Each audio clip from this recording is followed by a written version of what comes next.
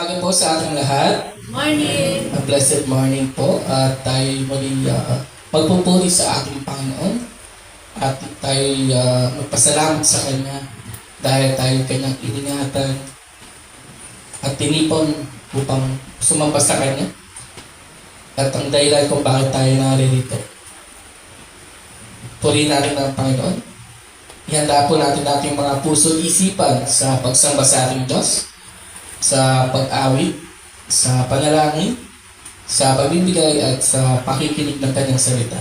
Sa Diyos ang kapulihan at kaluwalhatian, tumayo po tayo lahat para sa ating call to worship and opening prayer. Buksan natin mga Biblia sa awit, chapter 6 or Psalms 96. Ito pang sinas. Oh, sing to the Lord a new song. Sing to the Lord all the earth. Sing to the Lord, bless His name. Tell of His salvation from day to day. Declare His glory among the nations, His marvelous works among all the peoples. For great is the Lord, and greatly to be praised. He is to be feared above all gods. For all the gods of the peoples are worthless idols. But the Lord made the heavens. Splendor and majesty are before Him. Strength and beauty are in His sanctuary. Ascribe to the Lord, O families of the peoples. Ascribe to the Lord glory and strength. Ascribe to the Lord the glory due His name. Bring an offering and come into His courts. Worship the Lord in the splendor of holiness. Tremble before Him, all the earth. Say among the nations, the Lord reigns. Yes, the world is established. It shall never be moved. He will judge the peoples with equity. Let the heavens be glad and let the earth rejoice. Let the sea roar and all that fills it. Let the field exult and everything in it. Then shall all the trees of the forest sing for joy before the Lord. For He comes to judge the earth. He will judge the world in righteousness and the peoples in His faithfulness. Tayo po naman. Umuli aming Diyos sa mga masalamat. Mapangyarihan sa lahat. Aming manilikha at aming tagapagligtas. Salamat sa araw nito, Panginoon, na kami inyong tinipon muli upang purihin ka, pasalamatan ka sa inyo. Ang dakilang pagliligtas sa aming buhay. Ang dakilang pag-ibig. Isang dahilan kaya kami narito, Panginoon, nakatayo sa inyong harapan. May kababahang loob, may kakalaran sa aming mga puso at isipan dahil sa inyong pagliligtas sa amin. Pagkabat, Panginoon, kami ay hindi karapat dapat sa inyong pagliligtas. Dahil sa inyong biyaya, sa inyong awa, at sa inyong pag-ibig sa amin, Panginoon. Kami ay nakatutugon sa inyo. Walang ibang dahilan kaya kami narito, Panginoon. Kundi purihin ka, Panginoon. Pasalamatan ka at itaasan yung pangalan. Sapagkat ikaw ang aming Diyos at walang ibang papatay sa inyo, Panginoon. Ikaw ang may likha ng lahat ng bagay dito sa mundo. Lahat ng iyong nilikha ay siya nagpapakita ng iyong kaluwalhatian, ng iyong kagandahan. Salamat, Panginoon, na kami ay binigyan nyo ng katuwiran sa inyong harapan. Panibagong buhay, pamakalapit sa inyong presensya, pamupuri sa inyo, Panginoon, sa araw niyo. Dalangin namin ang sa aming pagsamba, Panginoon, sa araw nito. Alisin niyo ang mga sumasagabal sa amin sa pagsamba sa inyo. Ang mga alalahanin, mga problema, na iniisip, ay hindi ito maging hadlang sa aming pagsamba sa inyo. Sapagkat sapat ang inyong biyaya sa amin, Panginoon. Tunay, tapat ka sa inyong pangako, kami mo iingatan hanggang sa huli. Hanggang sa inyong Muling pagbabalik ng Panginoong sa Kristo.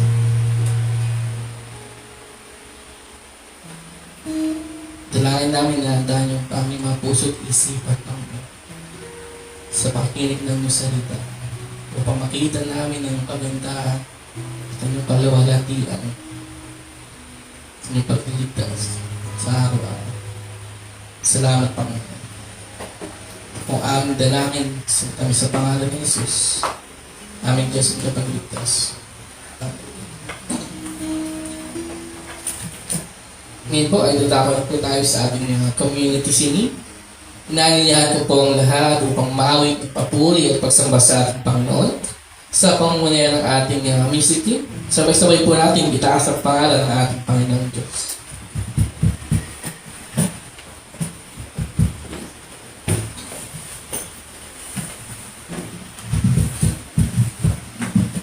Good morning po sa ating lahat. Psalm 96 verses 1 to 3 says, Sing to the Lord a new song, sing to the Lord all the earth. Sing to the Lord, bless His name. Proclaim good tidings of His salvation from day to day. Tell of His glory among the nations, His wonderful deeds among all the people. Pinapayag ng mga awit dito na umawit tayong mga hinirang ng bagong awitin para sa Panginoon. Isang awit na nagpupuri sa kanyang pagliligtas at sa mga kamangha-mangha niyang gawa. Ang awit ng papuri na ito ay dapat awitin sa lahat ng mga bansa upang maipahayag ang kaluwalhatian at kadakilaan ng Diyos.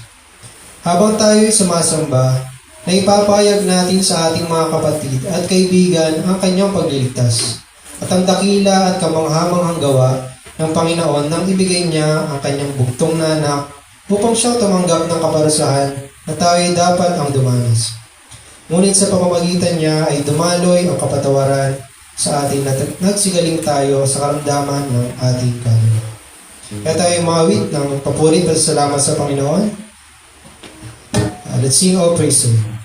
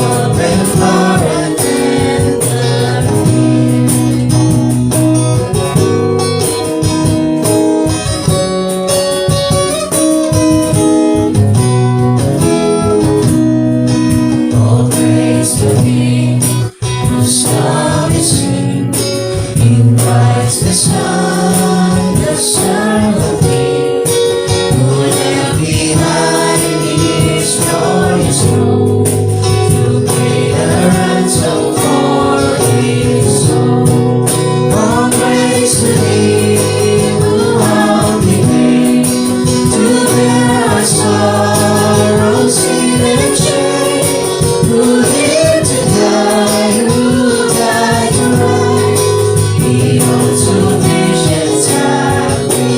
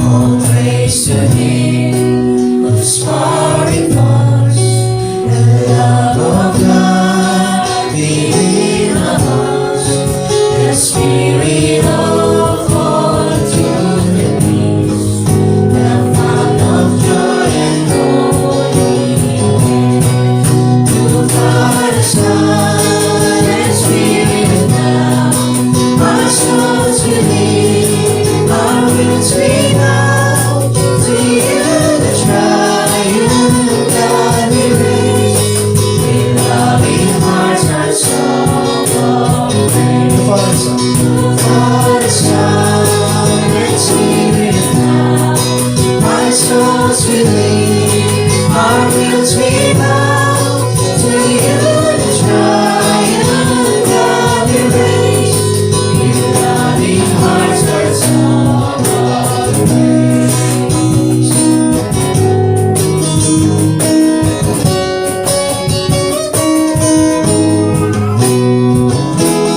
Lakman mo natin ang final. Sing praise to Him.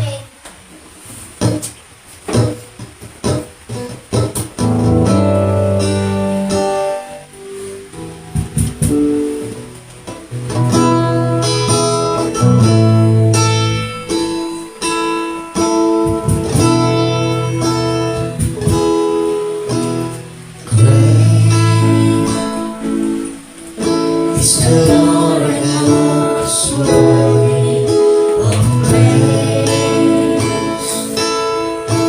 The city of our God, the holy place. The joy of the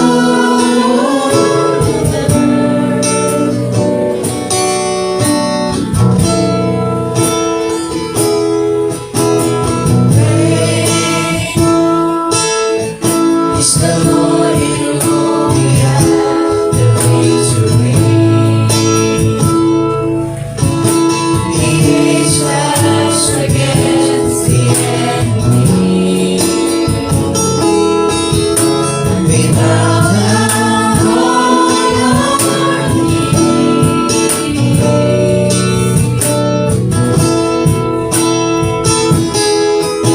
and Lord, we want to lift your name on high.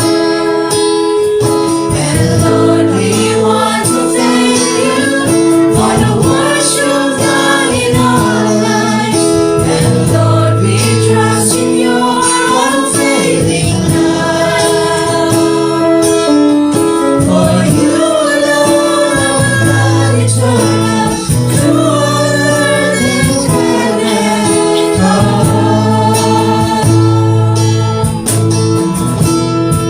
Praise Him.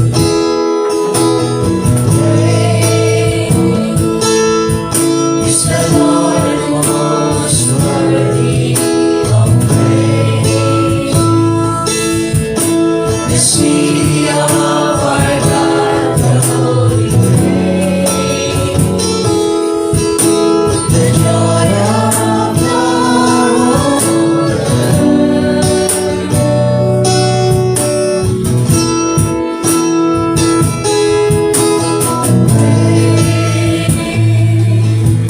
It's the Lord in whom we have the victory.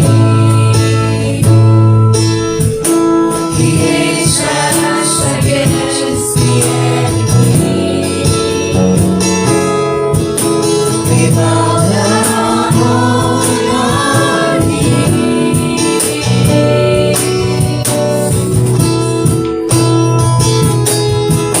And Lord, we want to lift your name on high. And Lord, we want to thank you for the work you've done in our lives. And Lord, we trust in your unfailing love. For you alone are God eternal, true on earth and heaven.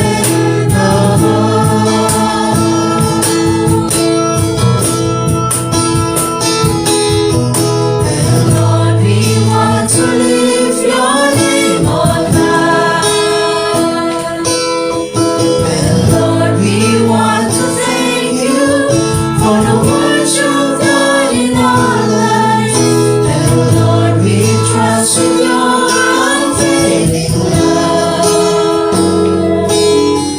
For you alone are God eternal, true on earth and heaven.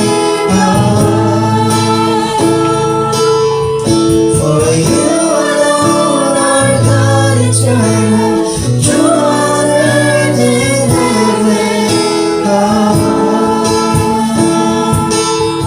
Hindi palapan mo natin ang ating Panginoon. Ito ganun.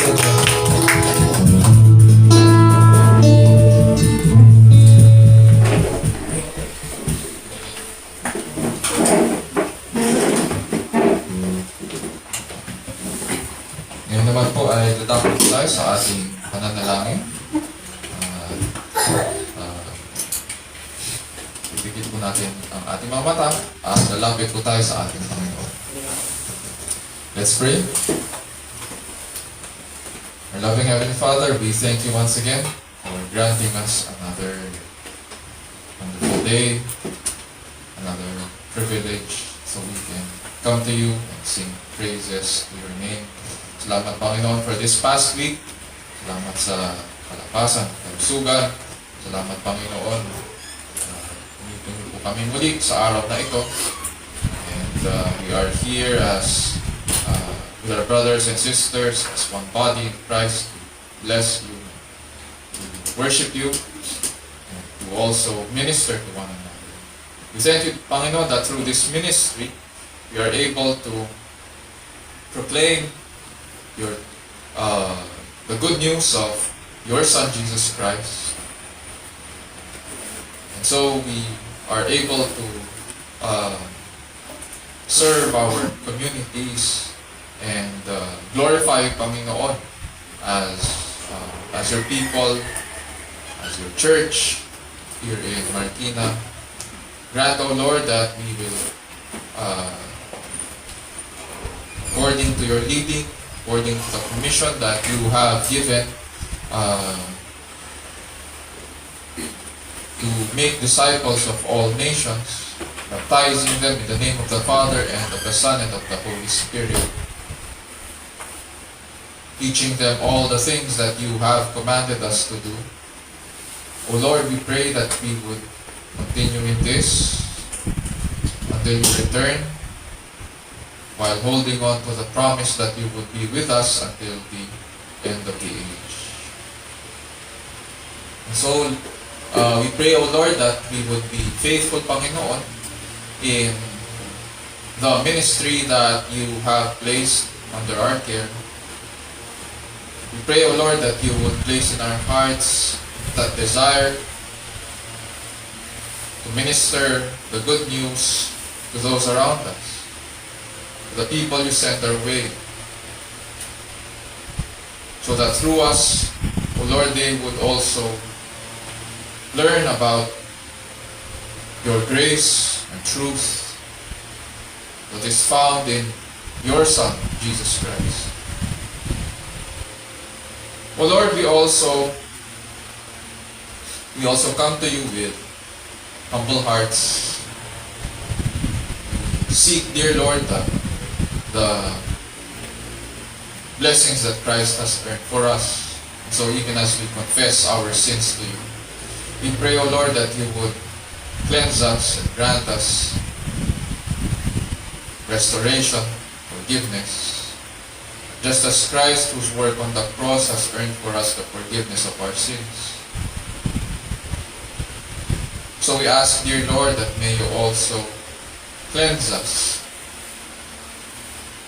We pray, O Lord, that through your word, you will purify us, we will remember the things that you have taught us, and that we would walk in them. O Lord, we also come to you with our concerns. We thank you, Panginoon, that at last naging maayos, Panginoon, yung midterm elections, and we expect, Panginoon, although in some parts of the country nagsimula na po, Panginoon, pag-announce ng mga panibagong mga leaders. We expect, Panginoon, that this coming week matatapos din po proclaim ng mga panibagong mga uupo. We pray, O Lord, for wisdom sa aming mga leaders and the new ones especially. We ask, O Lord, that as you grant them wisdom, maging maayos, Panginoon, ang pamamalakad at pamumuno sa aming bansa. We ask not only for wisdom, but also patience on our part as your people. We pray that we would be able, dear Lord, also to, as we pray and watch sa aming mga leaders. We ask, O Lord, that you would grant them the capability na i-lead ang aming bansa in the next few years through this crisis that we're experiencing. We know, Panginoon, na hindi ganun kadali na mag-lead, especially for a people like us. Nevertheless, dear Lord, we know that you are on your throne and you rule over all. And so, that truth we are content. O Lord, we pray that as our brothers and sisters in government also continue to teach, we ask that the principles of your word would also be displayed in the way our government officials and other employees conduct yung kanilang mga day-to-day transactions. We pray that your principles of your word would be seen, Panginoon, even sa kanilang work ethic. And though we desire, dear Lord, that the gospel of your Son, the gospel of truth and reconciliation would also, dear Lord, dawn upon them, so that they too would come to know you and bless your name. Dear Lord, we also pray for those of us who are sick, who could not be here today. We ask for healing. We pray, dear Lord, especially for early sa kanyang follow-up check sa doctor niya. We pray na maging maayos yung results nito. For those of us na may allergies or may pain, at minamanage yung mga physical conditions, we pray that our bodies would respond doon sa mga medicines that we're taking.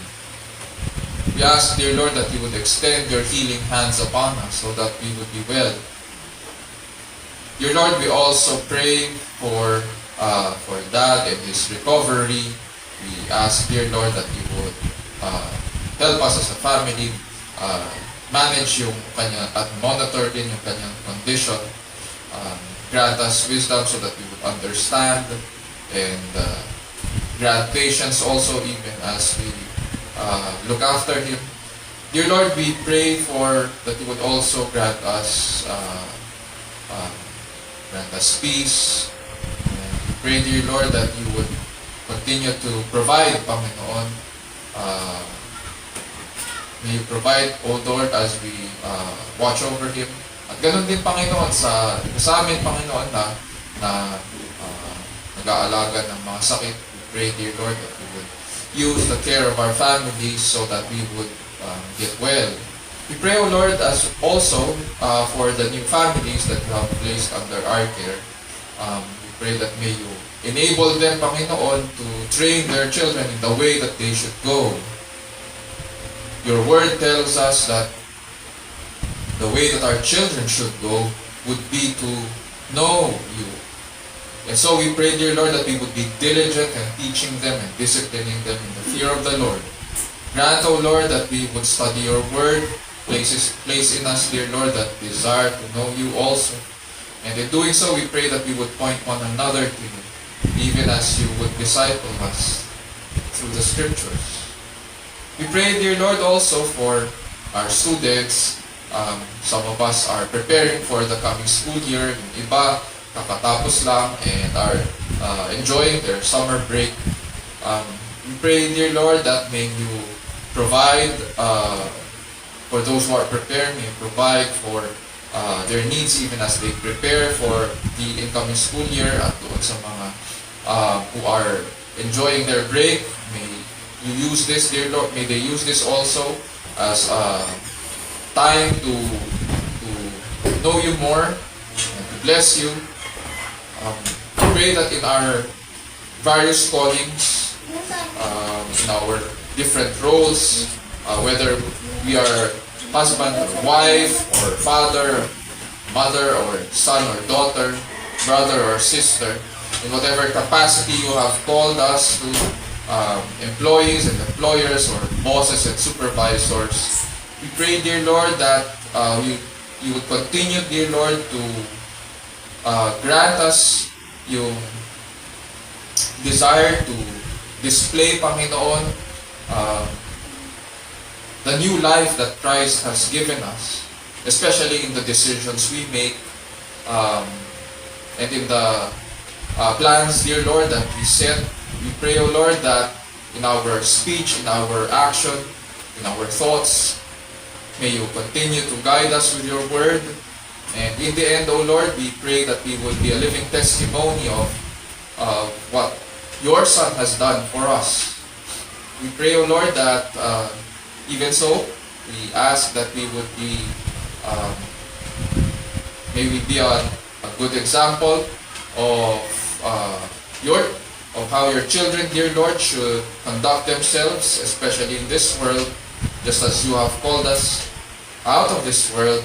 We pray, dear Lord, that you would grant us to be able to minister as well in this world. And in the end, we pray that the good news of your Son would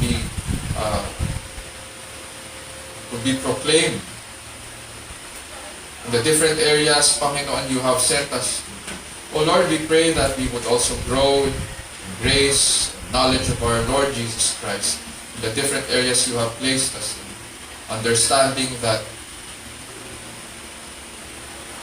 because you, our Father in heaven, are holy, so we too ought to be holy, Panginoon. Dear Lord, today as we approach your word, we ask for wisdom to understand. We ask, dear Lord, that you would grant us. You would open our ears so that we may listen and apply your word.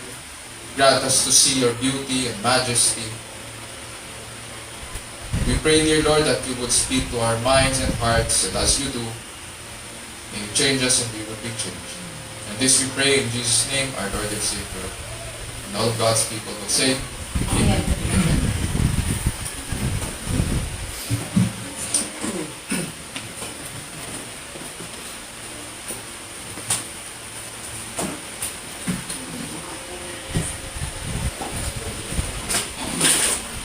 Ngayon po ay dadako na po tayo sa pagbasa ng salita ng Diyos na magmumula sa aklat ng Romans chapter 1 verses 16 to 17 sa pangunguna ng ating kapatid na si Renato Baterna. Tumayo po tayong lahat bilang pagkalang sa salita ng Diyos.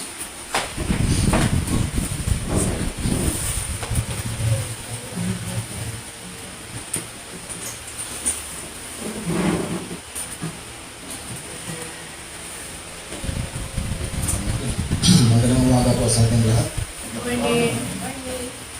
Buksan po natin ating Biblia sa Roman 1:16 hanggang 17. Ito po yung sinasabi. Hindi ko kinakahiya ang magandang balita sapagkat ito ang kapangyarihan ng Diyos para sa kaligtasan ng bawat isa.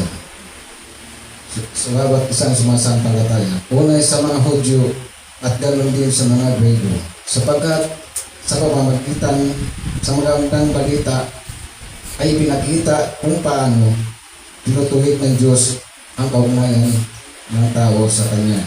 Ito ay sa pamamagitan ng pananampalataya buhat sa simula hanggang sa wakas. Tulad ng sinabi sa kasulatan, ang ditore ng Diyos na matuwid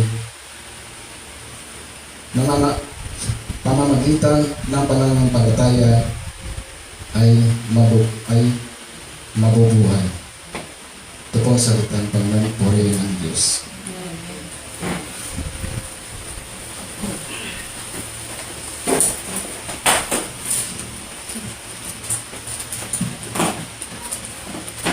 Muli po, ang salita ng Diyos ay katotohanan at ito'y kanyang kinasihan. Nagtutulong po ito ng katotohanan tungkol sa ating Diyos. At ito din ay nagsasaway at nagtutuwid sa bawat mananampalataya Sinasanay po tayo nito kung paano matawid ng pamumuhay ayon sa kanyang kalooban at kung paano tamang pagsamba sa tunay at nag-iisang Diyos. Ayon po yan sa 2 Timothy chapter 3 verse 16 to 17.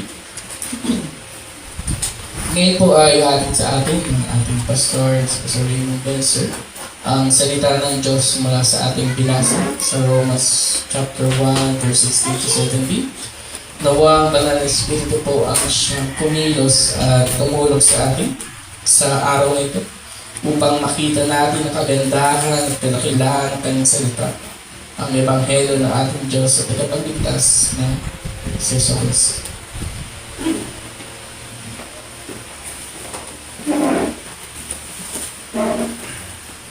Morning. This time naman po, hayaan niyo pong basahin ko po ang ating passage sa English. So, buksan po natin ang ating mga Bible sa Romans chapter 1. Romans chapter 1.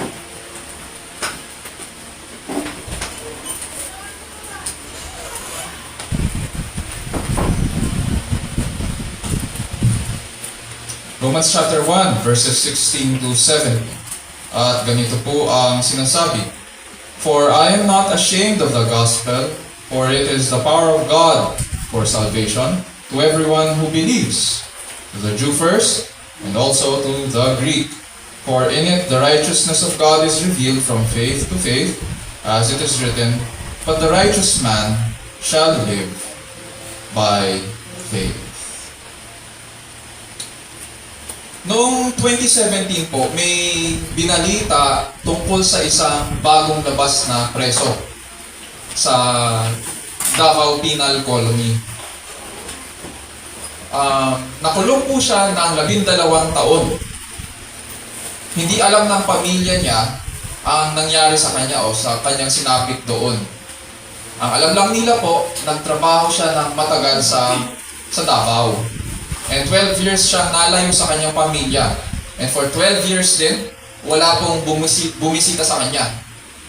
Ngayon, malaya na siya at sabik na sabik siyang makita sila. Hindi sinabi kung bakit walang bumisita, yun lang, sinabi lang na wala. Ngayon na pauwi na siya, napansin niya na 50 pesos lang po ang kanyang baong pamasahe. Yun lang yung laman ng kanyang bulsa. And obviously, hindi ito sapat para makauwi siya sa kanila.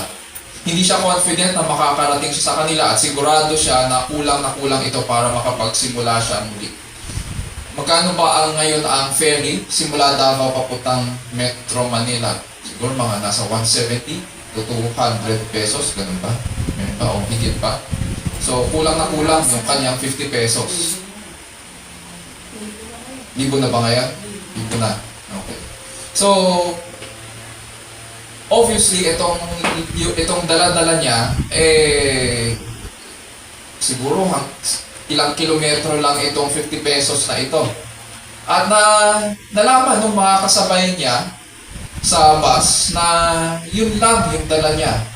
And mukhang sincere naman siya, kaya ang ginawa nila, nag-ambag po sila para siguraduhin na makarating siya sa kanyang pamilya. Dito sa kwentong ito, actually totoong kwento ito, na-report po ito sa Pinoy Trending News noong 2017. Makikita po natin ang kakulangan ng ating justice system. Hindi lang sa Pilipinas, kundi sa mundong ito. Why? Kinikilala nito ang ating mga pagkakasala laban sa batas. At yun yung unang-una talagang nakikita ng justice system. Ngunit wala itong kakayahang magpawalang sala. Binibigay nito ang ating kasalanan, pinapahayag nito ang ating pagkakasala, pero walang kakayahan na magpawalang sala ang justice system natin sa mundong ito. Mayroon itong mga provisions din for parole at saka executive clemency, may batas para dyan, para makalaya tayo at makabalik sa lipunan. Ika nga, second chances. Ngunit hindi nito kayang mag-extend na, or hindi nito kayang baguhin ang ating pagkatao o bigyan tayo ng panibagong buhay? Obviously, kung may kakayahang bigyan tayo ng panibagong buhay ng ating justice system, edi sana naging maayos yung pagsisimula nitong kakalabas lang na preso. What we need to understand is yung reality na nanonood po sa ating pagkatao ang kasalanan. Hindi ito katulad ng isang estudyante na one time may tinuruan po akong isang leader ng church. At ang assignment ko sa kanila ay subukan niyo po sa isang linggo na huwag magkasala. Pagkalipas ng isang linggo, pag-attend ko ng klase, o sino dito ang gumawa ng assignments, itaas ang kamay kung sino ang hindi nagkasala. Nagtaas siya ng kanyang kamay. Obviously, hindi niya naiintindihan kung ano ang nature ng kasalanan. Akala lang niya sa pamamagitan ng mga panlabas na gawa. Pero may mga kasalanan na hindi nakikita ng mata ng tao, ngunit nakikita ng Diyos. At nanunuot ito sa ating pagkatao. Bagamat nilalang ng Diyos ang tao sa kanyang larawan at wangis, at nilikha niya ang tao na walang kasalanan, when we look at our past, makikita po natin si Adan, ang ating ama sa laman, at kung paano tayo nahulog sa kasalanan. That is in the past. When we look at the future, kung iiwan po tayo ng Diyos sa ating kasalanan, at hindi ibibigay ang pagbabago sa tao, ang makikita nating kinabukasan ay kahatulan at kamatayan. Wala pong middle ground doon. The penalty of sin is death. Sa scriptures po, nahahayag mula sa langit ang puot ng Diyos laban sa lahat ng kalapastanganan at kasamaan ng mga taong sumisiil sa katotohanan sa pamamagitan ng kanilang kasamaan. At sinasabi rin na ang kabayaran po ng kasalanan ay kamatayan. Ngunit ang kaloob po ng Diyos ay buhay na walang hanggan sa pamamagitan ng kanyang anak na si Kristo Jesus. And because the free gift of God is eternal life in Jesus Christ our Lord, then makikita natin yung contrast ngayon. On the one hand, dahil sa ating kasalanan, kailangang bayaran ang kasalanan sa pamamagitan ng kamatayan. And on the other hand, may ino-offer na free gift of eternal life ang Diyos. Agree tayo ngayon na kailangang pag-aralan ito. Na dapat itong ipangaral and at the same time, kailangan nating pag-aralan ito. Para malaman kung andito tayo sa pagiging makasalanan, paano tayo makakarating dito sa kabila? Sa buhay na walang hanggan. Paano natin masasabi o paano natin matatanggap itong kaloob ng Diyos sa pamamagitan ng kanyang anak? It is of high importance that we get this right. Dahil nakasalalay pala ang buhay natin dito, we need to get the good news right. So brothers, sisters, and friends, as we gather around God's Word, nawa ma-appreciate po natin sa kabila ng ating mga pinagdadaanan ang katapatan at kagandahang loob ng Diyos para sa ating katubusan. Panalangin ko po na makilala po natin siya na matuwid at nagpapawalang sala upang makatugon po tayo ng maayos sa pagsamba sa harapan ng Diyos habang nabubuhay po tayo sa ilalim ng kapangyarihan ng Diyos para po sa kalwalhatian ng ating dakilang Diyos. As is our practice sa ating mga sermons at sa ating pag-aaral, we need to ask scriptures now. Why do we have confidence in the gospel or in the good news? Why do we have confidence in the gospel or good news? In the past 2 weeks po sa pag-aaral natin ng aklat ng Romans, na pag-aralan po natin na matagal nang ninanais po ni Apostol Pablo na bumisita po sa Roma, sa Kapitolyo. At madalas po niya pinaplano ito, ngunit hindi lang nagkakaroon ng pagkakataong pumunta doon. Ganun pa man, nasiyahan siya sa balita na may may mga community of believers doon at hindi pa sila nakakatanggap ng pangangaral mula sa isang apostol. And so he considered it a privilege na sumulat sa kanila ngayon. Dahil hindi pa nila siya kilala, pinakikilala niya ngayon ang kanyang sarili bilang alipin ni Kristo Jesus. Makikita po natin yung sa Romans chapter 1 verse 1. Isang apostol at itinalaga para sa magandang balita ng Diyos. Itong magandang balita ay namunga sa kanyang buhay at ministeryo. At pinaliwanag po niya ito doon sa verses 8 to 15 na ating pinag-aralan last week. Sabi po niya, ganito ngayon ang bunga sa aking buhay at ministeryo. Ang naging bunga ng magandang balita. Sabi niya, number 1 sa verses 8 to 9, nagkaroon ng kagalakan at pagmamalasakit para sa mga tagasunod ni Kristo.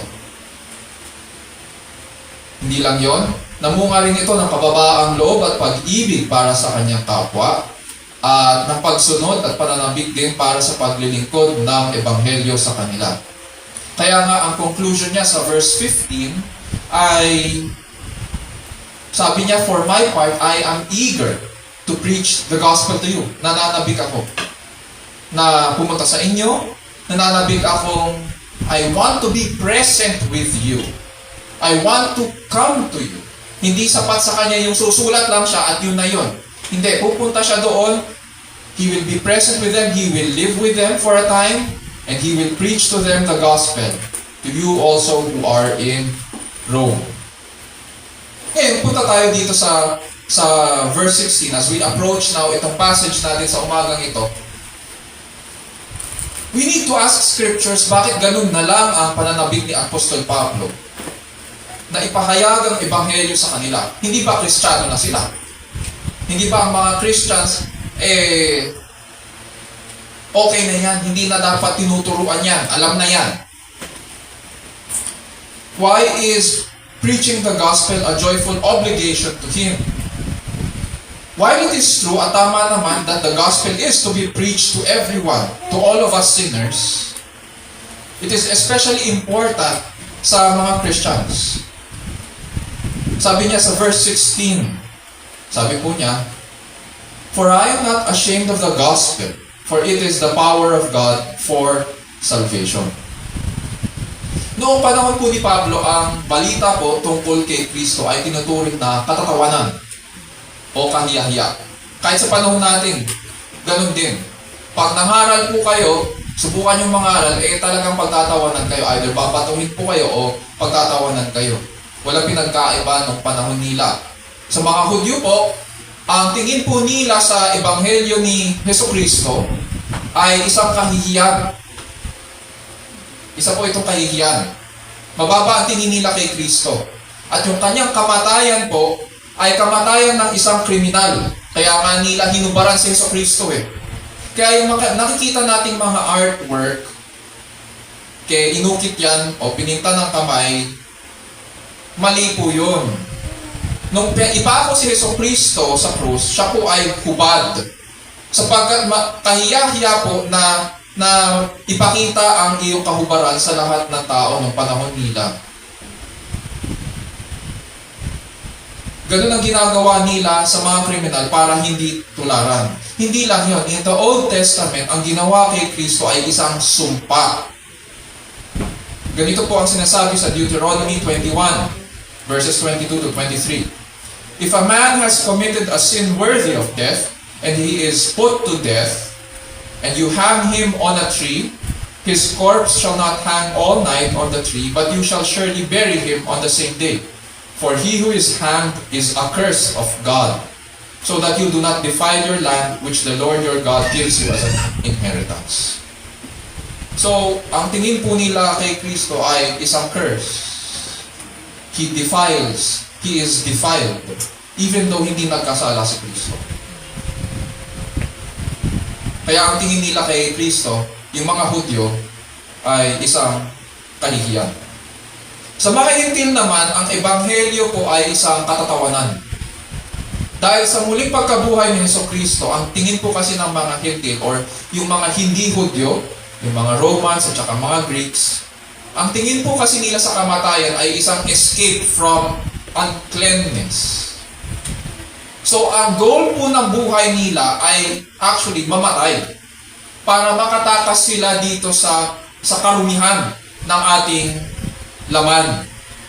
So, para sa kanila, yung description na si Kristo ay nabuhay na maguli ay para sa kanila bumalik sa karumihan. Kaya pinagtatawanan nila ang Christianity. Ano man ang tingin ng ibang tao sa magandang balita, para kay Pablo, paninindigan niya ito at baliwala sa kanya kung pagtawanan siya o batuhin siyang buhay, paninindigan po niya ito. Hindi niya ito ikahihiya. So for his part, ang dami na rin pinagdaanan po ni Apostol Pablo dahil sa Ebanghelyo. Nakulong siya sa Filipos, pag binasa natin yung Book of Acts. Hinabol po siyang palabas sa lungsod ng Thessalonica. Na-imagine natin maraming galit sa kanya dahil apektado ang kanilang kabuhayan dahil sa katotohanan ng Ebanghelyo. Ngayon, hinabol siya palabas. Hindi lang yun, binato siya ng buhay sa Listra at iniwang patay sa daan. Pag binasa po natin yung account na ito, tumayo lang siya. Nung nagkaroon siya ng malay, tumayo lang siya. Parang wala. Tapos bumalik sa lungsod. Tinawag na mangmang sa lungsod ng Corinto. At dito naman sa Roma, sa Romans chapter 3 verse 8, siniraan po siya na nagpapalaganap po ng kasamaan. Alang-alang sa Ebanghelyo. And yet, kung iisipin natin, hindi pa sumasama ang kanyang loob. Natural sa tao na makaramdam. Pero para kay Pablo, iisa lang ang kanyang layunin. Ang layunin ko dahil ako ay itinalaga sa Ebanghelyo, ako ay mangangaral ng Ebanghelyo. Ano man ang hirap na aking maranasan dahil sa aking pananampalataya at dahil sa mensahe na aking daladala, ako ay magpapatuloy sa Panginoon at kung ano ang pagkatawag sa akin, kung saan niya ako papupuntahin, doon ako pupunta. Ipinagmamalaki, sabi niya, ipinagmamalaki ko ang magandang balita. Bakit? Ngayon, pag inisip natin, ano po ba itong magandang balita na ito? Bakit ba ito maganda? Unang-una, sabi niya dyan sa verse 16, it is the power of God. Ang salitang gospel or good news, sa Tagalog, magandang balita, ay mula sa salitang Griego na Evangelion or Evangelio. O yung mga mahilig na manood ng anime, sabi nila Evangelio. Ang English equivalent ng to preach, or rather, ang sa original language, pag minsan ginagamit ang salitang preach, ang root nito ay mismo sa evangel, to preach the gospel. So pag nababasa natin yung salitang, whenever I go sa isang city, sinasabi ni Pablo, and then I preach, sa original language, maaaring ang ginamit ay, ang root word nun ay makikita sa gospel, or to gospelize. Ganun ang ibig niya sabihin. Sa bagong tipan, ang idea ng evangelion, or evangelion, ay tumutukoy sa balita ng tagumpay pagkatapos ng isang digmaan. Kung naaalala natin o kung nakapanood po tayo ng movie na 300, may pinabalik silang messenger sa lungsod para bumalik sa Sparta at ibalita kung ano nangyari sa kanila. Ganon din sa Evangelion. Pero doon kasi sa Sparta o sa 300, talo sila doon sa Battle of Thermopylae. Pero dito sa Gospel, it is different. Itong balitang dala-dala ng mensahero ay balita ng tagumpay. At ikinagagalak ng tagadala ng balita ang mensahe na kanyang ipapahayag sa buong lungsod. Sabi po ni Apostol Pablo, it is the power of God. It is the power of God. Ang sabi ng isang theologian sa kanyang commentary, it brings with it the omnipotence of God. So imagine if Paul says that the gospel, hindi natin pinag-uusapan kung ano yung mensahe. Ang pinag-uusapan natin kung ano yung kalikasan ng Ebanghelyo. Paul says it is the power of God. Imagine this now, because it is the power of God.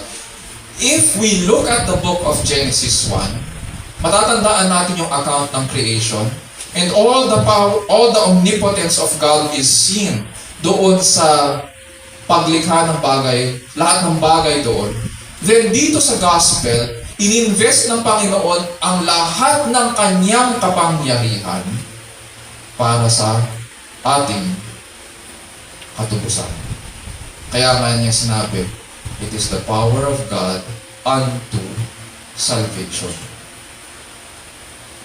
Imagine all the powers of the universe at saka creation nandito sa makikita sa power unto salvation. Ang purpose ng kapangyarihang ito ay magligtas.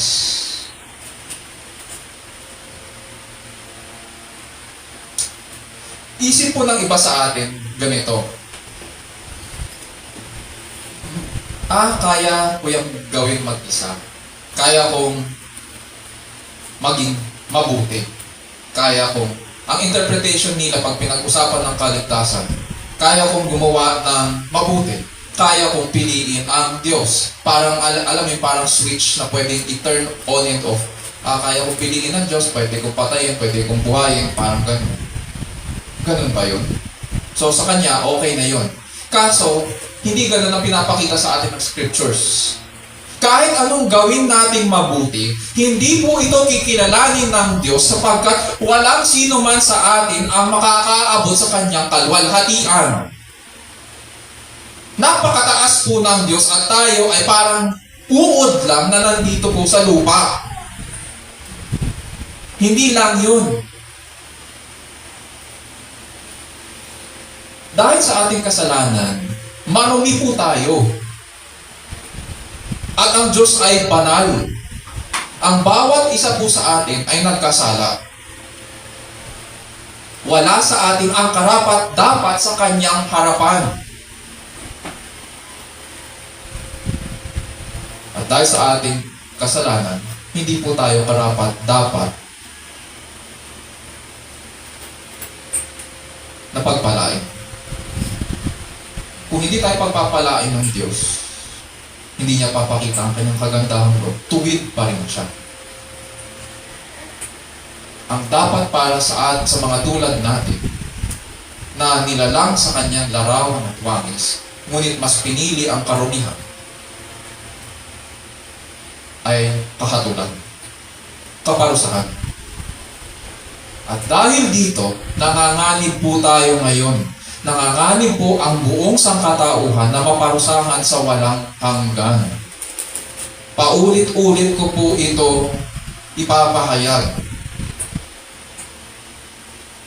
Tulad ni Pablo.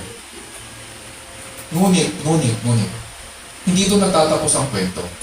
Ang Diyos po ay hindi tulad po ng mga Diyos-Diyosan, ng mga pagano, o iba't ibang Diyos-Diyosan sa mundong ito na malupit at wala pong pakialam kung mapahamak ang tao. Hindi man tayo karapat dapat sa pagpapalang ito at pwede naman ding hindi rin ito ibigay ng Diyos. And yet pinahayag pa rin niya ang kaligtasan. Pinahayag pa rin niya ang kanyang kapangyarihang magligtas. Because God is a God of salvation. And this is the first reason Paul boasts in the gospel.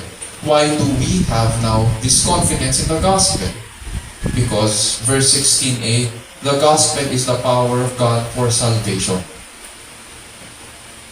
The gospel is the power of God for salvation. Because this power has its purpose to save. Sino ngayon ang maliligtas? Kung lahat pala tayo kung ang bawat isa sa atin ay makasalanan, marumi sa harapan ng Diyos, at nanganganib sa kakatulan, sino ngayon ang maliligtas? Lahat po ba maliligtas? Sabi po ni Apostol Pablo, verse 16b, "For I am not ashamed of the gospel, for it is the power of God for salvation to everyone who believes, to the Jew first, and also to the Greek." Noong pinag-aaralan po natin ang pagpapahayag ni Pablo ng magandang balita, may binanggit po siya ukol sa kanyang pangangaral ng Ebanghelyo. Sinabi po niya kung kanino siya mangangaral. Binigay niya yung scope ng kanyang ng recipients ng kanyang preaching of the gospel. Sabi niya sa verses 14 to 15, just a few verses before our passage, sabi po niya, ako'y may utang or ako'y may pananagutan sa mga Griego at gayon din naman sa mga barbaro, sa mga marurunong at gayon din sa mga mangmang. Kaya nga sa ganang akin ay handa akong ipangaral din ang Ebanghelyo sa inyong nangasa Roma. Para kay Pablo, mangangaral po siya hindi lamang sa mga Hudyo kasi may paniniwala po sila noong panahon yun na ang kaligtasan po ay para lamang sa mga Hudyo. May ganong klaseng pag-iisip eh. Pero para kay Pablo, hindi lamang sa mga Hudyo. Alam ko sa scriptures at sabi niya, pinag-aralan ko ito. Hindi lamang sa mga Hudyo, pati na rin sa mga Griego at iba pang mga hindi Griego. Yung tinatawag nila ng barbaro dito or barbarians. Yung walang culture, ika nga. Mangangaral din siya sa mga marurunong at sa mga mangmang o hindi aral. Ngunit kailangan po natin maintindihan na hindi po pinapahayag ang Ebanghelyo. Hindi po pinapahayag ng Ebanghelyo na lahat po ay maliligtas. Hindi po pinapahayag ng Ebanghelyo na ang lahat ng tao ay hindi mapapahamak. This is wrong teaching. And the scriptures do not teach this. What it says is that it is the power of God unto salvation. For whom? For everyone who believes. Sa original language, itong salitang believes, kung meron kayong ballpen, pwede nyo underline yun. Ang isip po natin kasi, nakasanayan po natin na pag pinag-usapan yung believes, yan ba yung tumanggap ako noon? Ang isip natin past tense. Ang isip natin one time, big time. Pero dyan sa original language, pag binasa natin, itong salitang believes ay nasa present active participle. Ibig sabihin, ganito ngayon ang sinasabi ni Apostol Pablo, him who is believing. Nagpapatuloy siya sa pananalig o sa pananampalataya. Nangangahulugan na ang taong ito na maliligtas sa kapangyarihan ng Diyos ay nagpapatuloy sa pananalig sa Diyos. Hindi siya nakarinig ako noon. Hindi siya ganun. Nakarinig ako noon at nagpapatuloy ako ngayon. Patuloy akong nananampalataya sa Diyos. And this is how Paul describes those whom God has destined unto salvation. Hindi natin pinag-usapan dito. So, Pastor, ibig bang sabihin, tumanggap ako noon, patuloy akong tatanggap, katulad ng ginagawa ng iba, patanggap ng patanggap. Hindi pagtanggap ang pinag-uusapan dito. Ang pinag-uusapan dito, paninindigan mo ba ang Ebanghelyo? Kahit hirap ka na, paninindigan mo ba? Tatayuan mo ba yan? Kung tawagin ka ng Diyos,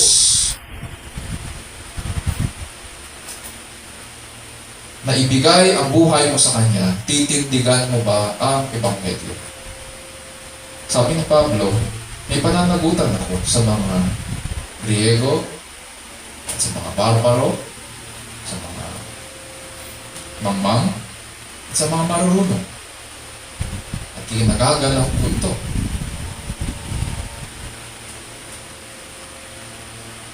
anumang hirap ang maranasan dahil sa Ebanghelyo, ang taong ito ay nananatili sa pananampalataya.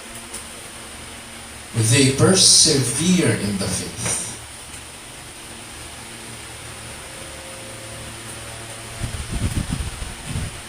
Tapos dinagdag po ni Apostol Pablo to the Jew first and also to the Greek.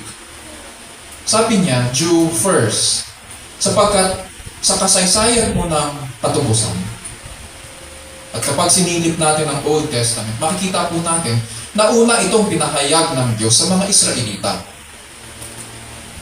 Sila ang pinili ng Diyos na unang makatanggap ng pahayag ng kaligtasan. Sa kanila ang kautusan, sa kanila rin ang unang nakipagtipan ng Diyos. Sa kanila ang mga propeta, sa kanila nangusap ang Diyos, sa kanila rin dumating ang Mesiyas, ang Panginoon na tagapagligtas. And so meron talagang Jewish priority. Pero hindi ibig sabihin nun na porket may Jewish priority, iba na ang pamamaraan ng pagliligtas ng Diyos pagdating sa Hintil. There is only one plan of salvation and there is only one means of salvation. God's one plan of salvation was to gather His covenant people from Israel first, and then from the Gentiles. Mauuna ang Hudyo, and then ang mga hindi Hudyo.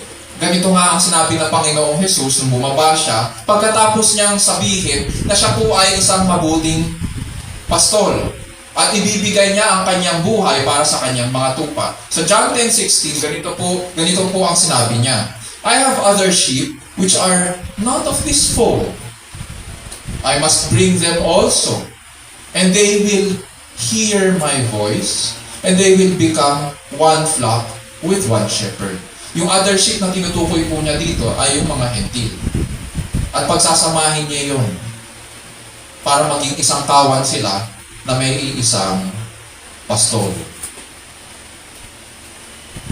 Ang kanyang pamamaraan para sila ay maligtas ay hindi sa pamamagitan ng human work o gawa. Kasi marami sa atin, so ano dapat kong gawin para maligtas ako? Yun ang sinasabi sa atin ng kultura. Ano ang dapat kong gawin? Ano ang expectation mo? Anong gusto mong effort ang ibigay ko? O paano ko, ano yung mabuti na dapat kong gawin? May sinasabi pa sa kautusan. Wala pong maliligtas sa kautusan. It cannot save. Hindi po function ng kautusan na magligtas. Because the law o yung Ten Commandments is a fault finder. Ang function ng kautusan ay sabihin sa atin kung ano ang ating kasalanan. Sabi nga, sa Romans 3:20, through the law comes the knowledge of sin. And so, hindi ka maliligtas sa pamamagitan ng kautusan. Hindi function ng kautusan magligtas. Dahil tanggap natin na makasalanan tayo at mapapahamak tayo kung pababayaan tayo ng Diyos sa ating mga sarili. Alam natin na hindi natin maaaring gamitin ang ating mga gawa sa ikapapawalang sala. Sapagkat sa harapan ng Diyos, ang relationship ng ating mga gawa, ng ating mga kamay sa Kanyang harapan ay natutulad sa mga maruruming basahan.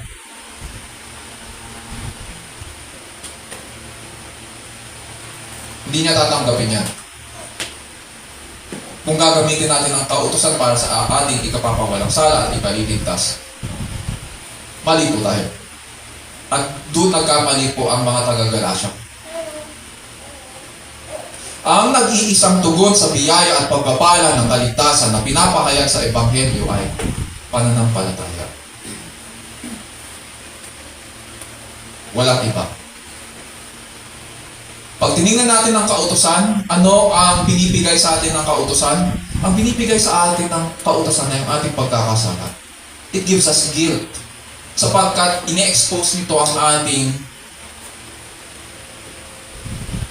hindi pagsunod. But on the other hand, God's grace in the gospel gives us the ability to respond in faith because it shows us God's promise. In the gospel, we find God's promises. The different covenants na binigay ng Panginoon and through these promises unto salvation. Ngayon, ano ngayon ang kinalaman ng faith dito or believing? True faith, mga kapatid, kaibigan, receives the gospel. Uulitin ko, true faith receives the gospel. Wala itong kayang ibang gawin. Kapag binigyan ka ng pananampalataya, tatanggapin niyan ang ebanghelyo. In relation to sin, this faith sees sin and turns away. It repents. And it sees God in the gospel. It draws near to God as Savior and Lord. And it receives His promises. At ganito ang ginagawa ng faith every day. Kaya tayo lumalago. It sees God. It approaches Him. It repents from sin. And it receives His promises every day. It receives the gospel. And it continues in the gospel. Which leads us to number 2. What are our reasons for our confidence in the gospel? So verse 16b, this grace of salvation is for everyone who believes. Hindi ito para sa unbeliever. Natural, kung ayaw mo sa Diyos, bakit gusto mong maligtas? It does not make sense. Dahil ang turing mo sa Diyos ay kaaway, bakit mo hinahangad na maligtas? It does not make sense. Kung kaaway mo ang Diyos, aawayin mo siya hanggang huli. Ituturing mo siyang kaaway. This grace of salvation is for everyone who believes. From Old Testament to the New, God's people have always responded to His grace by faith. From Old Testament to the New, God's people have always responded to His grace by faith. Iisa lang ang plano ng kaligtasan, iisa lang ang pamamaraan ng kaligtasan. Ang pamamaraan ng kaligtasan ay sa pamamagitan ng pananampalataya, both in the Old Testament and in the New Testament. In the Old Testament, they looked forward to the promise of Christ. Tayo, in the New Testament, we look back at the finished work and perfect work of Christ and His return. Ngayon, tanungin natin. Although may idea na tayo kung bakit kailangan natin at mahalaga ang kaligtasan, pero explore pa natin dito, bakit ba? Alam na natin yung in relation to sin. Pero in relation to righteousness, yung pagiging matuwid ng Diyos, kailangan nating pag-aralan din ito. So sa verses 16 to 17, makikita po natin dyan, sinasabi ni Pablo, sabi niya sa verse 17, for in it the righteousness of God is revealed, from faith to faith, as it is written, but the righteous man shall live by faith. Here we find yung third point natin, why we are confident in the gospel. So dito sa third point, sa verses 16 to 17a, the righteousness of God that demands the judgment of sinful man is the same righteousness that justifies those who believe in Christ.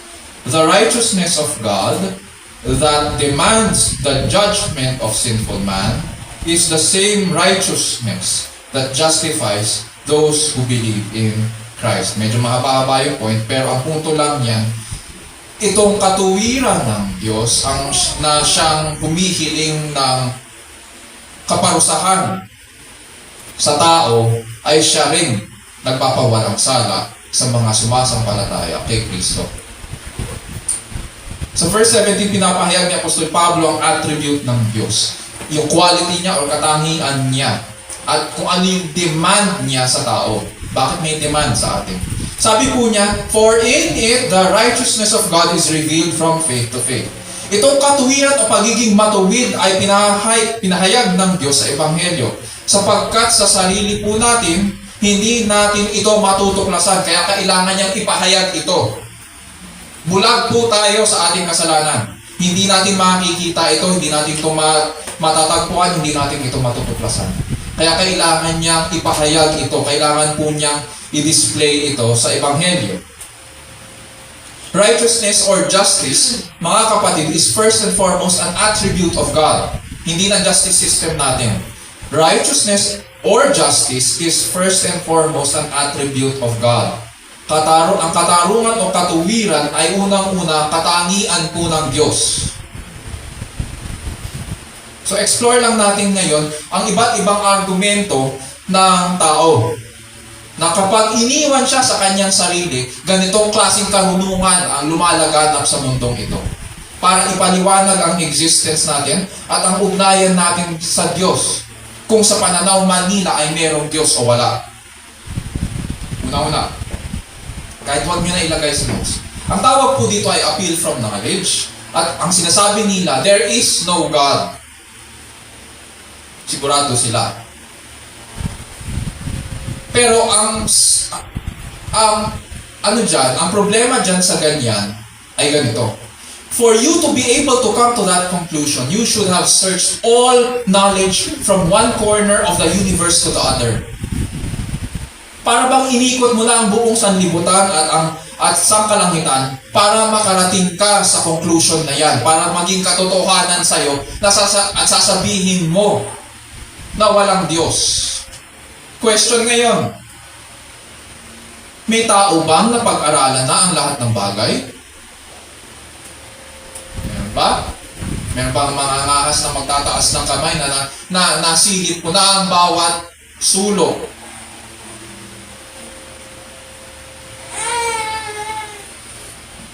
Ng mundo?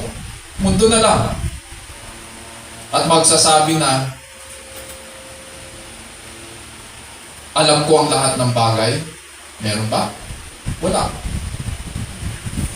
Para malaman mo at maunawaan mo ang lahat ng bagay, dapat Diyos ka. Pero hindi ka Diyos. So, hindi sustainable ang argument na ito. Hindi mo pwedeng sabihin, there is no God. Pangalawa, ang tawag dito sa argument na ito ay problem of evil. Sinasabi nila, parang ganito, umaapila muna sila sa emotions, nagmumula ito sa kanilang emotions, pero nagtatago po sila sa mga facts kuno, parang maskara lang. Sabi nila, dapat walang patayan, dapat hindi tayo naghihirap, dapat hindi niya tayo pinababayaan. If God is all-powerful, He can create any world that He wants. And if He is all good, He would want to create a world without evil and suffering. Unahin muna natin yung sinasabi niya, if God is all-powerful, He can create any world He wants. This is not necessarily true. Yes, God will create any world He wants. But if you create a world that has free creatures, then there is no guarantee that they will always decide to do what God wants. Gagawin mo ang gusto mo. Pangalawa, if God is all good, He would want to create a world without suffering. Yes, God is good. And He wants the best for us. Pero hindi natin pwedeng i-assume na ang best ay laging may kinalaman sa comfort mo. May kinalaman sa convenience mo. At laging may kinalaman sa kasiyahan mo. That is not always the best. And in the end, itong mga nagpapalaganap nito, kailangan nilang patunayan that because there is no God, then there is no world without evil and suffering. Paano mo ngayon patutunayan ng wala? Wala nga eh. Wala, hindi mo maaaring patunayan ng isang bagay na wala. Sasabihin mo, there is no God. Paano mo pinatunayan niya? Nonsense. You can't. Pangatlo, sabi po ng mga evolutionists, ang lahat ng bagay ay nagsimula sa mga particles and atoms na nagbabanggaan. Therefore, we are not created beings. Observe po natin. Kung hindi tayo nilikha ng Diyos, kung hindi tayo nilalang sa kanyang larawan at wangis, eh bakit may natural order of things? May kaayusan, may disenyo, at may pamantayan. May standards. So, saan nagmula ang mga ito? Sabi po ng mga proponents ng no God or mga atheists, sabi ng kampo nila, ganito ang proposition nila. Using the laws of scientific observation, nature has a hierarchy. Okay? It is not possible that there is anything higher than nature. Sapagkat ang ginagamit daw nila ay scientific method o yung empirical method para malaman kung ano ang nasa nature. At so kung ano yung nakikita, kung ano yung nakahawakan, kung ano yung naaamoy, kung ano yung naririnig, yun lang. And because I cannot touch God, I cannot see God, I cannot smell God, I cannot hear Him, therefore, I cannot see Him in all of nature, therefore, there is no God and there is nothing higher than nature. Ang problema po sa ganitong proposition ay puro walang basihan. Why? Para mapatunayan ang evolution, kailangan nandun ka muna sa pasimula. Tinuturo nila ito sa schools na ang evolution po ay isang science. No, that's not science. It's not proven. It's not proven. Itong mga proponents ng evolution ay hindi scientific. Lahat yan ay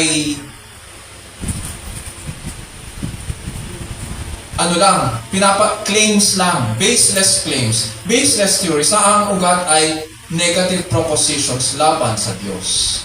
Kaya nila pinalalaganap yan sapagkat laban sila sa Diyos. Ayaw nila ng nature that was created by God. They want God out of the picture. Yun lang yun. Kaya nga sinabi ko na itong mga propositions na ito, ganitong klaseng karunungan, ang meron tayo pag iniwan tayo ng Diyos. Walang basihan. Para ma-prove nila ito, kailangan nandun sila sa pasimula. At sabihin nila, walang creation. Nagmula lang tayo sa Big Bang at saka maliliit na particles. O nagsimula ka sa isang butete. Pagkatapos ng butete, naging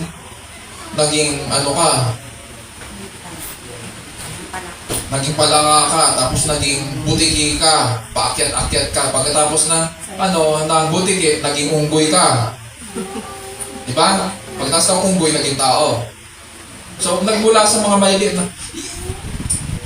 It has never been proven na tumalon ang species na from halimbawa from tadpole papunta sa butiki, yung ganun walang ganun. And so we find na baseless ang claims nila, pero pinalalabas nila na science ito. Punta naman tayo sa kabilang kampo, doon sa pro-God. Using the order of things ulit. Using the order of things, sinasabi ng mga pro-creation at saka yung mga pro sa creation ng Diyos at saka pro-God, nature has an order and laws. Tama na mayroong atoms and particles. But we need to understand na itong design na ito, all of us agree na ang lahat ng disenyo at pamantayan sa pamunuan ng sanlikha ay fixed and intelligent. Agree? At dahil intelligent yan, yung design, then this intelligent design has an intelligent designer. Something over and above established these laws. At something above this nature is super. Kaya nga siya super or ultra natural. Hindi siya part ng nature. Intelligent siya. And he is powerful.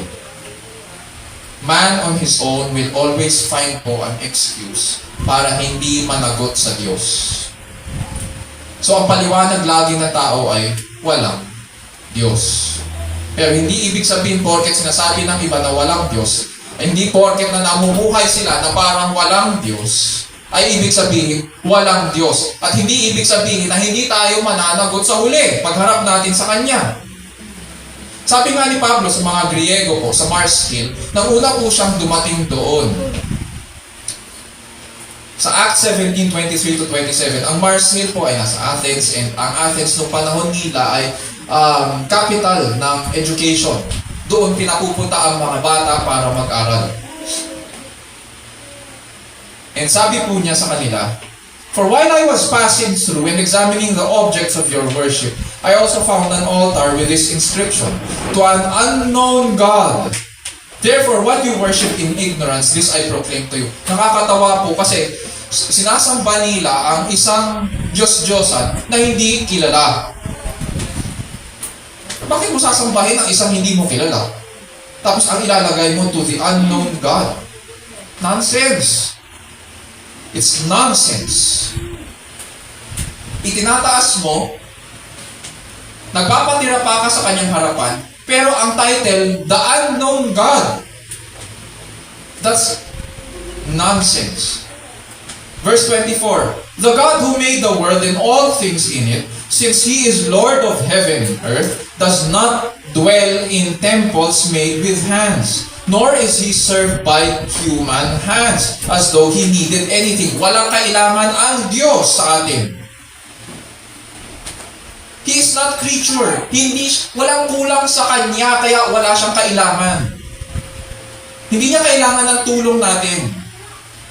And since He Himself gives to all people life, and breath, and all things, and He made from one man every nation of mankind to live on all the face of the earth, having determined their appointed times and the boundaries of their habitation, binigyan niya sila ng matitirhan. Hindi lang yun, pati yung responsibilidad nila at saka yung expectation sa kanila. Verse 27, sabi ni Pablo, that they would seek God, if perhaps they might grow for Him, find Him, though He is not far from each one of us. Dahil nilalang ng Diyos ang tao, nilagay po siya sa mundong ito. Everything was in order nung ilagay tayo dito para mabuhay tayo. Therefore, because God gave us everything, it is right for God to demand. It is right. It is just for God na mag-demand sa atin that we would seek Him. Ganito po ba nangyari sa kasaysayan ng tao? Hindi. Mas pinili natin ang ating mga sarili. Hindi lamang ang ating unang magulang, pati nung kumalat na ang tao sa balat ng lupa, mas pinili pa rin ng tao ang kanyang sarili. At dahil hindi tayo sumunod, ano ang requirement ng katarungan? Ano ang tama? Ano ang tama para sa ganun? Pag ang anak natin ay hindi sumunod sa atin, ano ang tamang gawin doon? Parusahan. Kasi pag hindi natin pinarusahan yun, ang maling gawa, babalik sa atin nun. Tayo ang tiwali. Tayo ang hindi tuwid. Hiling ng katuwiran na maparusahan ang sumusuway. Sabi ni Pablo sa verse 17, dagdag pa niya, as it is written. Saan pa ito nasusulat? Itong sinasabi niya as it is written. Hango po ito sa Habakkuk 2:4. Sabi po sa Habakkuk 2:4, "Behold, as for the proud one, his soul is not right with him. But the righteous rather will live by his faith. The righteous will live by his faith. Si Habakkuk po ay propeta ng Diyos sa Judah. And nag-prophesy po siya sa final days ng Assyrian Empire at yung pagdating ng Babylon. This means na by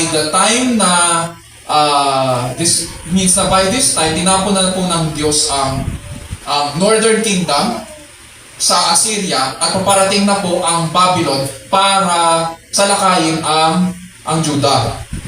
So nang mamatay po si King Josiah ng Judah, bumalik ang mga tao sa paggawa ng kasamaan. At ganito po ang pahayag ng Diyos sa kanila. Kaya't hindi sinusunod ang kautusan at hindi umiiral ang katarungan. Napapaligiran ng masasama ang mabubuti, anupat nababaluktot ang katuwiran. Sa Habakkuk 1:4. So ngayon, ang sagot ni Habakkuk sa Diyos, nakikita niyo pala ang kasamaan ng aking mga kababayan. Bakit hindi na lang kayo magpatawad? Minsan gano'n tayo sa Diyos Panginoon, bakit ganyan? Bakit hindi ka na lang magpatawad? Total, humihingi naman kami ng patawad. So, nakapatawaran. So, bakit hindi ka na lang magpatawad? Bakit kailangan mo pang gamitin ang mga taga-Babylonia para hatulan ang aking mga kababayan? Para hatulan kami? Bakit hindi ka na lang magpatawad? Anong sagot ng Diyos? Sa verses 6 to 11, sabi po ng Diyos, For behold, I am raising up the Chaldeans, that fierce and impetuous people who march throughout the earth, to seize dwelling places which are not theirs. Ulitin ko, I am raising up the Chaldeans. Bagamat kaaway sila ng Israel, Diyos pa rin ang magpapadala sa kanila. Sila rin ay mga instruments in the hands of God. Sabi ng Diyos, they are dreaded and feared. Their justice and authority originate with themselves. Their horses are swifter than leopards and keener than wolves in the evening. Their horsemen come galloping. Their horsemen come from afar. They fly like an eagle swooping down to devour. All of them come for violence. Their horde of faces moves forward. They collect captives like sand. They mock at kings, and rulers are a laughing matter to them. They laugh at every fortress and heap up rubble to capture it. Then they will sweep through like the wind and pass on, but they will be held guilty, those whose strength is their God. Although instrument sila sa kamay ng Diyos, pati yung mga Babylonians, hahatulan din ng Diyos. Lahat hahatulan ng Diyos. Binigay ng Diyos ngayon ang kanyang kautusan para sa Israel para malaman nila kung paano nila siya mamahalin. Yun yung purpose ng kautusan. Para alam natin kung paano natin mamahalin ng Diyos. And at the same time, para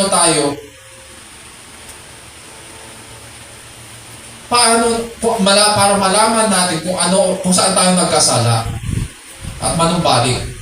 Ngunit anong ginawa ng Israel? Binaliwala nila ito. Sinira nila ang kautusan.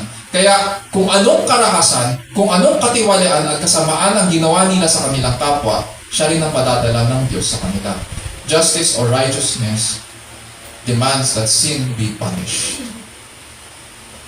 Ngayon, kung ikaw si Habakkuk at alam mo na lahat ng pinahayag ng Diyos ay mangyayari, ano kaya ang tatanungin mo sa Kanya? May pag-asa pa kaya? Sabi ng Diyos, As for the proud one, his soul is not right within him, but the righteous will live by his faith. May connection ang righteousness o pagiging tuwid sa pananampalataya at sa mabubuhay. Yung mga tuwid sa mata ng Diyos ang siyang mabubuhay at mananatili sa araw ng kahatulan. At dito sa Habakkuk 4, itong parating na kahatulan ang dapat na nilang takasan. Kaya nga sinabi, the righteous will live by his faith. They will survive because of faith. Ang tinutukoy ni Prophet Habakkuk na kahatulan dito ay ang pagsalakay ng Babylonia. Sa Romans 1:17, ang dapat na takasan natin ay ang kahatulan ng sangkatauhan, yung puot ng Diyos. This means that in the gospel, the same righteousness that demands the punishment of man is the same righteousness that God has offered para matakasan natin ang kahatulan. Hindi pwede isisingit natin ang gawa natin doon. God's righteousness rescues you from God's judgment. It is not your righteousness. It is not your works. But it is God's work. It is His righteousness that rescues you from judgment. Which leads us sa second part ng 17. Sabi sa 17b, "For in it the righteousness of God is revealed from faith to faith, as it is written, but the righteous man shall live by faith." Dito makikita natin yung third point. Tama ba? Third point na? Or fourth na? I think this is the fourth. From faith to faith. Sa ibang translations, from first to last. Ano kaya ang ibig niyang sabihin dito? Pagkatapos natin makapagsimula sa panibagong buhay kay Kristo, dahil sa katuwiran ng Diyos, hindi po tayo nagpapatuloy ayon sa sarili nating gawa o kakayahan. Hindi tayo nagpapatuloy sa sarili nating katalinuhan o sa sarili nating mga activities sa Christian faith. Hindi ganon. That is legalism. At pinagalitan ni Pablo ang mga taga-Galacia pagdating sa ganyan. Nakapagpapatuloy tayo dahil sa biyaya ng Diyos sa pamamagitan ng pananampalataya. Lumalalim, nag-uugat, lumalago kay Kristo dahil sa pananampalataya. Dahil sa biyaya ng Diyos. Sa mga katuwid, hindi lamang tayo nabibilang ng matuwid ng katuwiran ng Diyos. Kasi ang pagbibilang ng matuwid o pagpapawalang sala ay isang beses. It is God's act, single act. Yan. Pero iniingatan niya rin tayo para manatili tayo kay Kristo hanggang huli.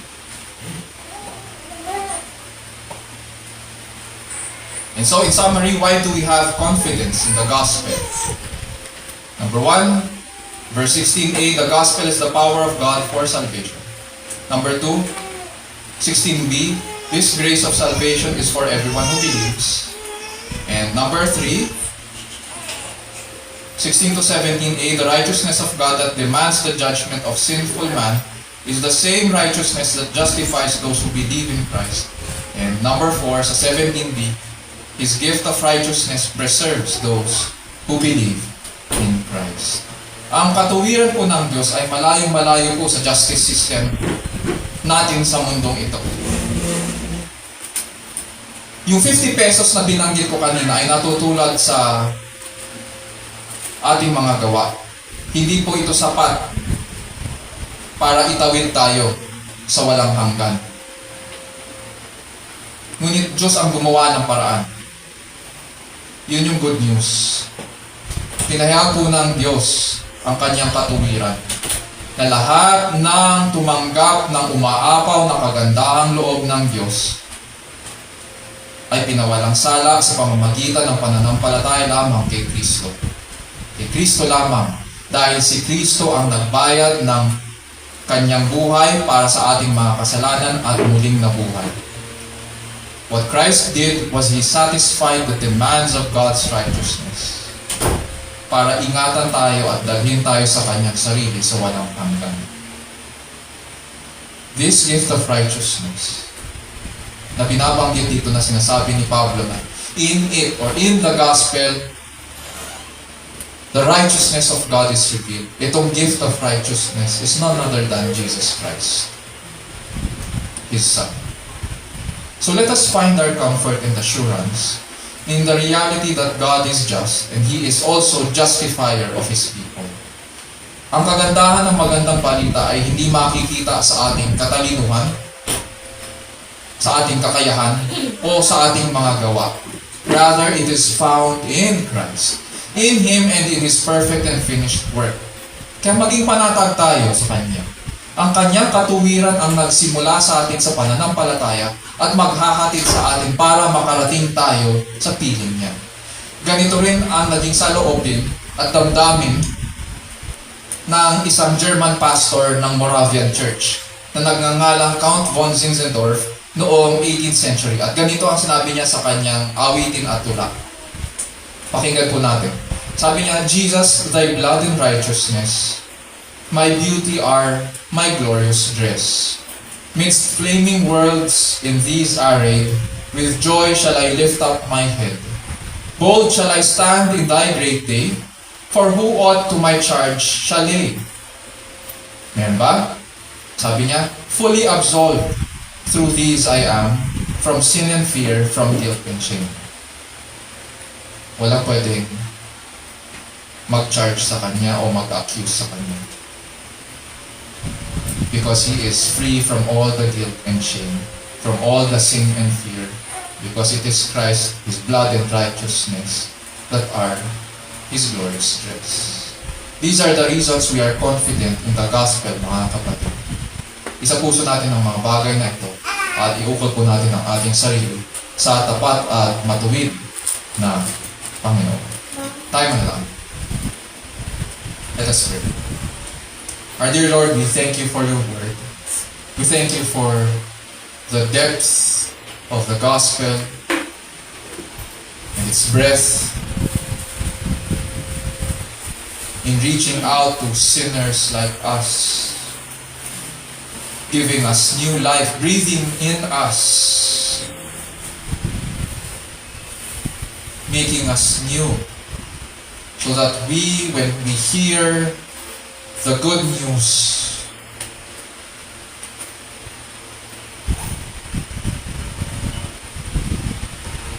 we would receive it with joy and thanksgiving.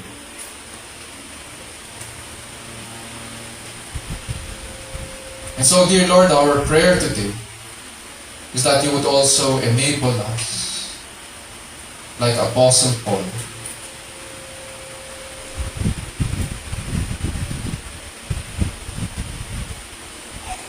to see the importance and the beauty of the gospel, that we may be able, dear Lord, to preach it to others. We may teach it, Panginoon, sa aming mga families, and others You send our way. Because in the gospel, Your power is revealed, the power unto salvation. In the gospel, Your righteousness is displayed for those who believe, to the Jew first and to the Gentile. And it is those who believe that are justified. But not only are we justified, but we are also preserved until You return. So we thank You, dear Lord, for these truths that we have learned this morning. Grant us, O Lord, to be able to share these to others, to minister Your word, Your good news, that they too will be strengthened in the faith. And this we pray in Jesus' name, our Lord and Savior. And all of God's people will say, Amen. Amen.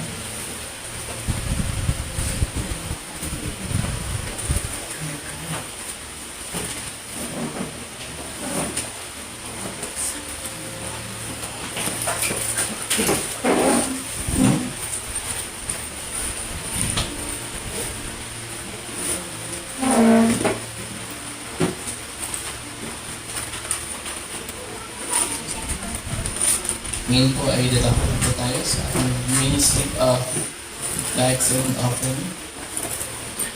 So natin ating mga Biblia sa 2 Corinthians chapter 9, verse 7 to 9. Ito po sa each one must give as he has decided in his heart, not reluctantly or under compulsion. For God loves a cheerful giver, and God is able to make all grace abound to you, so that having all sufficiency in all things at all times, you may abound in every good work. As it is written, He has distributed freely, He has given to the poor, His righteousness endures forever.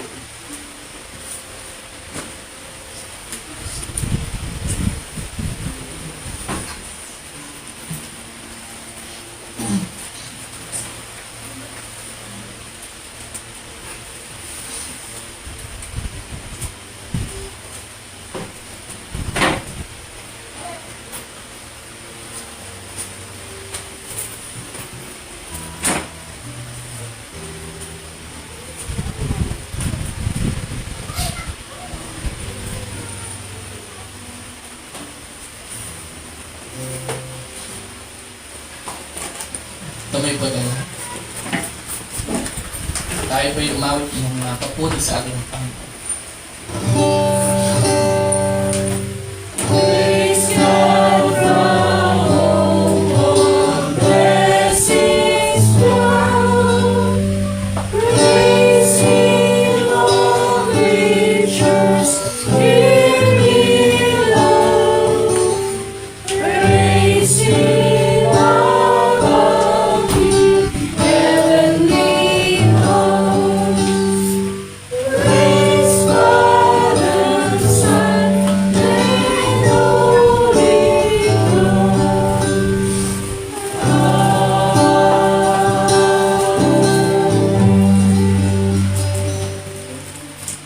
Tayo po muna.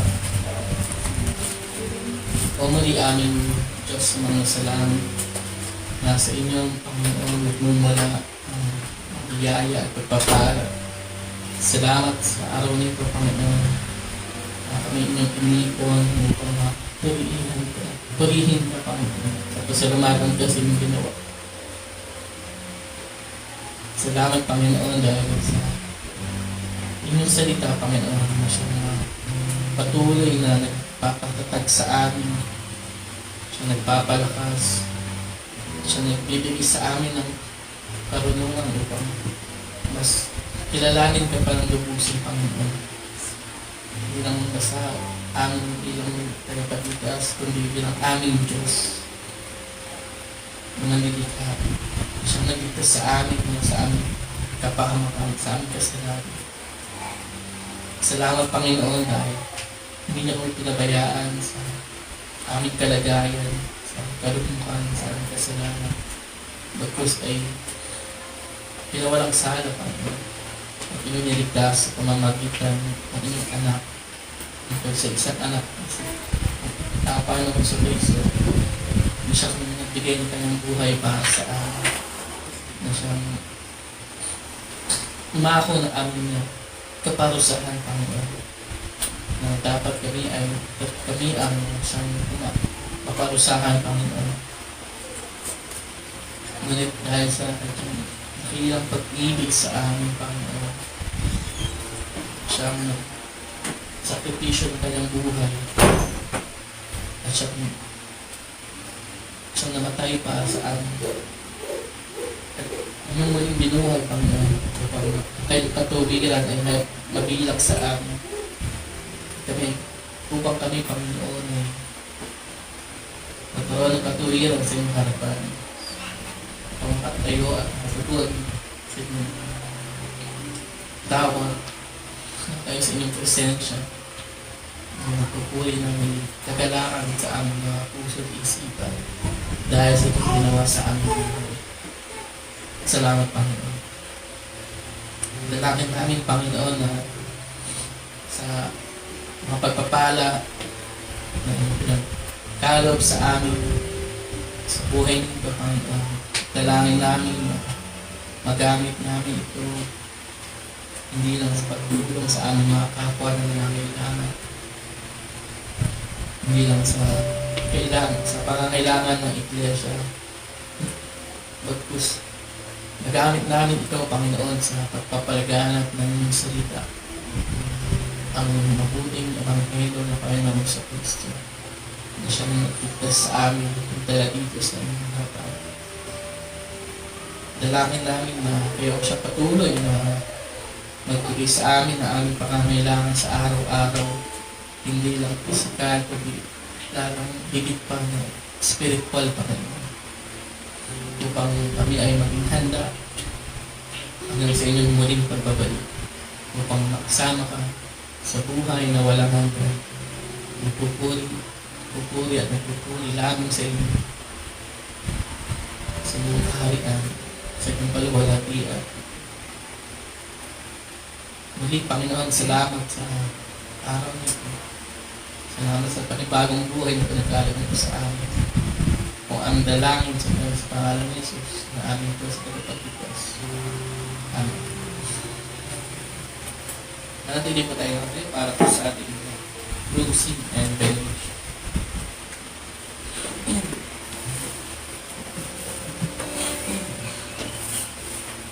Mga kapatid, purihin po natin ang ating Panginoon at tanggapin ang kanyang pagpapala. Now to him who is able to establish you according to my gospel and the preaching of Jesus Christ, according to the revelation of the mystery which has been kept secret for long ages past, but now is manifested by the scriptures of the prophets, according to the commandment of the eternal God, has been made known to all the nations, leading to obedience of faith. To the only wise God, through Jesus Christ, be the glory forever. Amen.